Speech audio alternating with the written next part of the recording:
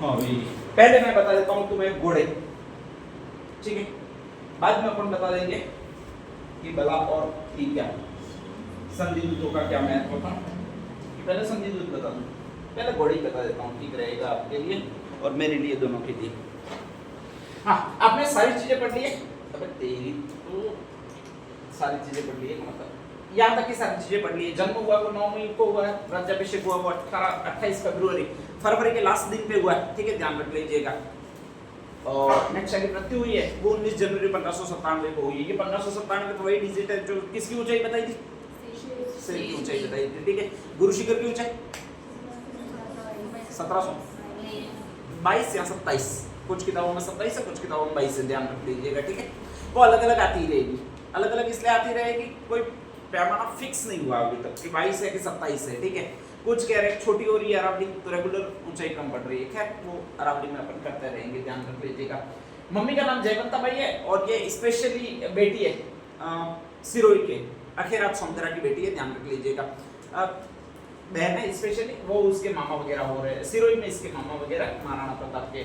और नेक्स्ट आगे कहा जाता है कि इनके पिता का नाम है वो उदय सिंह है, ठीक है। उदय सिंह वही है जिन्होंने बहुत ज्यादा बेवकूफ बनाने का काम किया। हाईएस्ट बार बेवकूफ किसको बनाया, मालदेव को। किसको बनाया, मालदेव को, ठीक है, ध्यान रख लीजिएगा। कितनी बार बेवकूफ बनाया, 2 बार, ठीक है, स्पेशली। और तीसरी बार फिर मालदेव ने थककर आक्रमण करवाया उन पर। आक्रमण करने के लिए आया वो अकबर आया। अकबर आया तो उदय सिंह को लगा कि मैं इनका सामना नहीं कर सकता, तो वो लाखेटी की बाजी से निकल गए और अपने साथ साथ सारे लोगों को लेकर निकल गए। जब अपने साथ साथ सारे लोगों को लेकर निकल गए तो कहा जाता है कि 3 कुंवारे लोग बचे। 3 कुंवारे लोग कौन से बताए, जयमल, पता और कल्ला राठौर, ठीक है। उनमें से एक जोड़ा चाहिए था। शादी किसकी किससे करवाई, पता की, किससे करवाई, फूलकवर से। फूलकवर थी किसकी बहन, जयमल की बहन थी, ठीक है, ध्यान रख लीजिएगा। लगभग चीजें याद हो जाएगी, कोई टेंशन नहीं लेनी है कि ये नहीं याद होगी या फिर ऐसा है नहीं याद हो सकता, ऐसा कुछ नहीं है, ठीक है, ध्यान रख लीजिएगा। अब नेक्स्ट आता है महाराणा प्रताप के घोड़े, ठीक है। तो ये 3 घोड़े, एक तो चतक घोड़ा, एक ऐटक घोड़ा और एक कौन सा घोड़ा, कैटक घोड़ा। आगे से ये आएंगे ना, ध्यान रख लीजिएगा। ये स्टोरी सारी सुना रहा हूँ, सारी स्टोरी काम की है, एक भी फर्जी स्टोरी नहीं है, ठीक है। सारी स्टोरियां बनाई मैंने हुई उस काल में, 2 अंतर है, ध्यान रख लीजिएगा, ठीक है। क्योंकि इंसिडेंट है वो संयोजित किए गए किसी न किसी तरह से, तो हुई उस काल में, बनाई मैंने सारी 99% का प्रणेता मैं ही हूँ। कुछ ना कुछ जोड़कर तोड़कर वगैरह बनाया, लेकिन सबको एक सही रूप दे दिया कि आपको याद रह जाए या फिर आसानी से समझ में आ जाए, ध्यान रख लीजिएगा, ठीक है। नेक्स्ट आगे कहा जाता है चेटक, ऐटक और कैटक 3 घोड़े थे। अरब के व्यापारी थे, वो घोड़े बेचने का काम करते थे। अरब के व्यापारी थे, मतलब ये अरबी घोड़े थे, तीनों, ठीक है। अरबी घोड़ों की नस्ल हमेशा अच्छी होती है, मतलब उठाव ज्यादा होता है, ध्यान रख लीजिएगा। और जिस घोड़े का उठाव ज्यादा होगा वो दौड़ने में बहुत सक्षम ज्यादा होगा, तो ये दौड़ने में बहुत ज्यादा सक्षम थे। कहा जाता है कि ये तीनों घोड़े बहुत ज्यादा स्वामी भक्त थे, ठीक है। और कहा जाता है कि यहाँ से जो अरब व्यापारी व्यापार करते थे उनमें अपने गुजरात के व्यापारी थे जो सीधे अरबों से लिंक रखते थे। अभी भी गुजराती है वो व्यापार में माहिर है, ठीक है। अमेरिका वालों से व्यापार करते थे, अपन है वो व्यापार में बहुत पीछे, यहाँ वालों से भी व्यापार नहीं कर पाते ढंग से, ठीक है। तो गुजराती लोग थे, वो व्यापारी थे और वो हमेशा अरबी व्यापारियों से कांटेक्ट करते थे, तो वो घोड़े मंगाते थे। अचानक कहा जाता है गुजराती व्यापारियों ने 3 घोड़े मंगवा लिए और उसमें से एक का नाम था चटक, एक का नाम था ऐटक और एक का नाम कौन सा था भाई आपके, कैटक। यही कैटक था वो त्राटक कहलाता है, ध्यान रख लीजिएगा, ये मैंने कोष्टक में लिख रखा है, ठीक है। तो यही कैटक था, उसको आपके त्राटक भी कहा जाता है।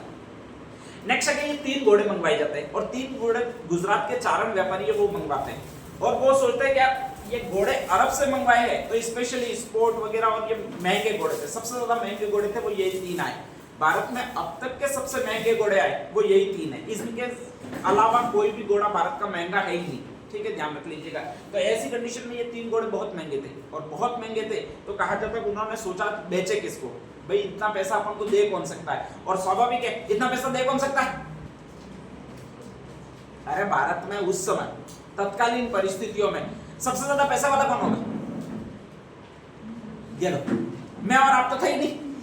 अरे उस समय महाराणा प्रताप जिस समय थे उस समय हाईएस्ट पैसों वाला कौन होगा भारत में, दिल्ली का सुल्तान होगा।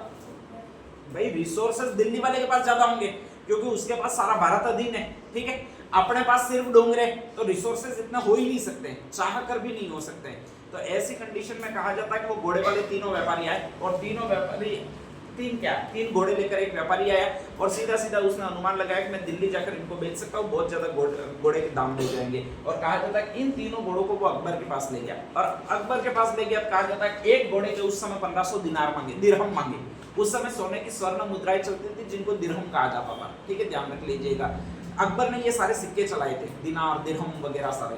तो ऐसी कंडीशन में कहा जाता है 1500 रुपए, 1500 स्वर्ण सिक्के एक घोड़े के मांगे। और उस समय जो घोड़ा आता था वो मुश्किल से एक एक स्वर्ण सिक्के में 3-3, 5-5 घोड़े आ जाते थे, वो कंडीशन थी, ठीक है। और उस हिसाब से ये था कि एक घोड़े को खरीदो या फिर 15,000 घोड़ों को खरीदो या 45,000 घोड़ों को खरीदो, दोनों बराबर थे, ठीक है। तो कहा जाता है अकबर ने कहा जाता है उन व्यापारियों की तरफ पहले देखा, ठीक है, कि वास्तव में एक घोड़े के कितने मांग रहा है, 1500 स्वर्ण मुद्रा मांग रहा है। तो कहा जाता है देखा, उस व्यापारी को मूर्ख समझा, ध्यान रख लीजिएगा। और कहा जाता है उस पर पहले तो हंसा, फिर कहा जाता है कि यार मैं इतने तेरे सस्ते घोड़े में खरीद नहीं सकता, लेकिन ये इतने सस्ते घोड़े एक आदमी और खरीद सकता है, ठीक है। और वो खरीद सकता है, वो महाराणा प्रताप है। कौन है? महाराणा प्रताप। और अकबर की पहले से ही नहीं बन रही है, ठीक है, ये 1572 के बाद की बात है, 1573-74 में, ध्यान रख लीजिएगा। तो ऐसी कंडीशन में महाराणा प्रताप खरीद सकता है, ये कहा। व्यापारी बेचारा भोला था, उसको वास्तव में लग गया खरीद सकता है, वो एक ही व्यक्ति खरीद सकता है। कौन खरीद सकता है? महाराणा प्रताप खरीद सकता है। तो वो नेक्स्ट आया महाराणा प्रताप के पास में। महाराणा प्रताप के पास में कोई धन संपदा नहीं है, चित्तौड़ दुर्ग है नहीं, केवल कुंभलगढ़ दुर्ग है, बहुत बची कुची थोड़ी बहुत सेना है। जो भाई बापू जी है या पप्पा जी है वो तो भैरों के पीछे ही भागते रहे, तो कुछ किया है नहीं उन्होंने, ठीक है। सेना नाम मात्र की है और ऐसी कंडीशन में सबको बेवकूफ बनाकर जिए, ज्यादा धन संपदा है नहीं। ऊपर से उत्तराधिकार संघर्ष हुआ, जगमाल और दोनों लड़ाए, तो कुछ कुछ अर्थव्यवस्था थी वो भी खत्म हो गई है। और महाराणा प्रताप के पास उस समय पैसे बिल्कुल ना के बराबर है, ध्यान रख लीजिएगा। और ऐसी कंडीशन में कहा जाता है कि ये व्यापारी आया और व्यापारी वापस आके कह रहा है कि एक घोड़े की 1500 स्वर्ण मुद्राएं लगेगी, मैं आपको घोड़े बेचने के लिए आया हूँ। महाराणा प्रताप भी पहली बार तो उस पर हंसते हैं और हंसने के उपरांत कहते हैं कि यार इतने सस्ते घोड़े मैं भी नहीं खरीद सकता, ऐसा लग रहा है, ठीक है। व्यापारी की आंखों में आंसू आ गए, कहा मुझे अकबर ने भेजा है, ठीक है। और अकबर ने ये कहते हुए भेजा कोई ना कोई तुम्हारा घोड़ा अगर इस दुनिया में पूरी में खरीद सकता है तो वो महाराणा प्रताप ही खरीद सकते हैं, ध्यान रख लीजिएगा। तो ऐसी कंडीशन में कहा जाता है कि महाराणा प्रताप के आत्म स्वाभिमान को चोट लगी कि एक आदमी है वो मेरे ठाके लगा रहा, मुझ पर हंस रहा है और मेरे पर व्यंग्य कसने के लिए घोड़े बेच रहा है कि मैं इसको खरीद ही नहीं सकता।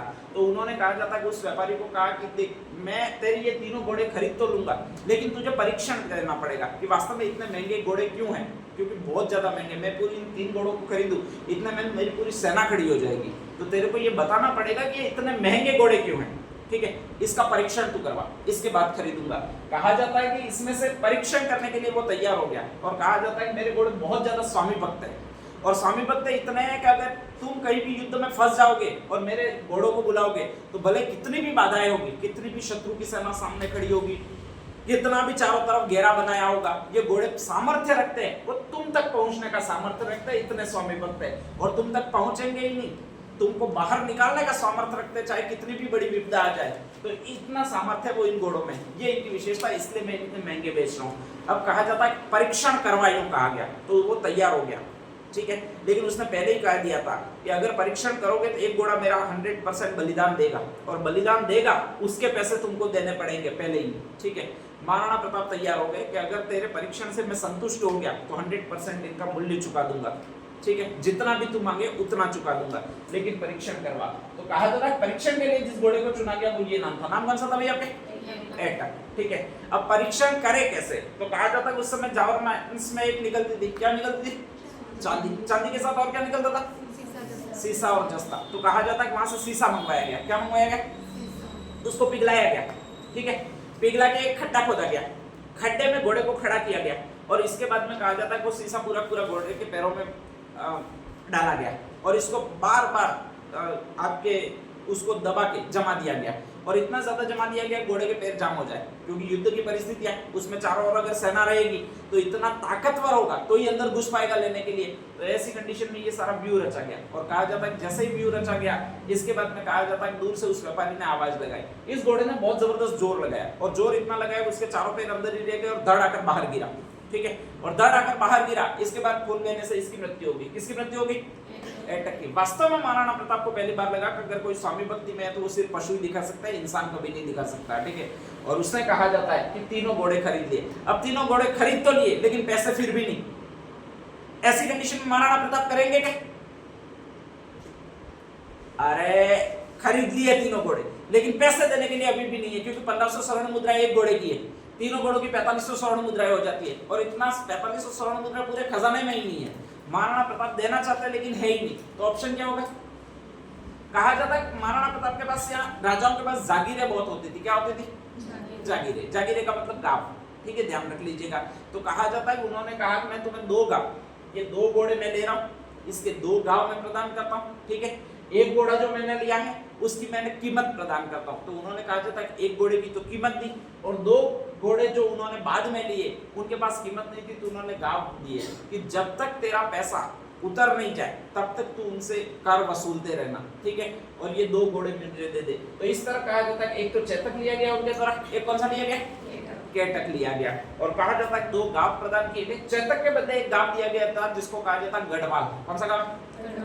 पाली और जस्ट इनके बीच में आता है, ठीक है, ध्यान रख लीजिएगा। और कहा जाता है केटक के बदले जो गांव दिया गया था उसका नाम है बनोली। कौन सा गांव? बनोली, ठीक है। ये दोनों गांव आएंगे, क्योंकि चेतक का भाई कौन सा था? त्राटक या केटक, ये पहले आ चुका है, ध्यान रख लीजिएगा। तो ऐसी कंडीशन में नेक्स्ट क्वेश्चन जो जनरेशन का बनेगा आरएसएस में एसएसडी का, वो ये बनेगा। ये भी अभी तक किताबों में आया नहीं है, किताबों में आएगा, वो एग्जाम में आने के बाद आएगा, ठीक है, मैं पहले बता रहा हूँ। तो कहा जाता है चेतक को जो गांव दिया वो गढ़वाल गांव दिया, और केटक के बदले में जो गांव दिया वो बनोली गांव दिया, और चारण व्यापारियों को दिया। इसके बाद में कहा जाता है चारण व्यापारियों ने वहां पर रहे, उनसे कर वसूल किया वगैरह किया। चेतक और केटक लगभग इनके पास ही रहे, ध्यान रख लीजिएगा, दोनों महाराणा प्रताप के पास ही रहे। कहा जाता है बाद में जो एक उनका भाई था, उनके 2 भाई और थे। कौन कौन से 2 भाई और थे? जगमाल और शक्ति सिंह। इनमें से एक को हमने मार दिया था। कौन से को? जगमाल को मार दिया था। बच कौन सा गया था? शक्ति सिंह। तो कहा जाता है हल्दी घाटी के युद्ध में बाद में आकर वापस मिलेगा वो शक्ति सिंह मिलेगा, आपके ध्यान रख लीजिएगा, ठीक है। और फिर शक्ति सिंह को एक घोड़ा देंगे, जिसको कौन सा घोड़ा कहा जाता है? केटक कहा जाता है, या फिर नेक्स्ट आगे कहा जाता है त्राटक कहा जाता है। लास्ट में यही घोड़ा जीवित बचेगा, बाकी चेतक भी हल्दी घाटी के युद्ध में मारा जाएगा, ठीक है। और कहा जाता है कि केटक या त्राटक घोड़ा रहेगा वो आपके शक्ति सिंह के पास रहेगा। तो नेक्स्ट आगे पॉइंट लिख दीजिएगा।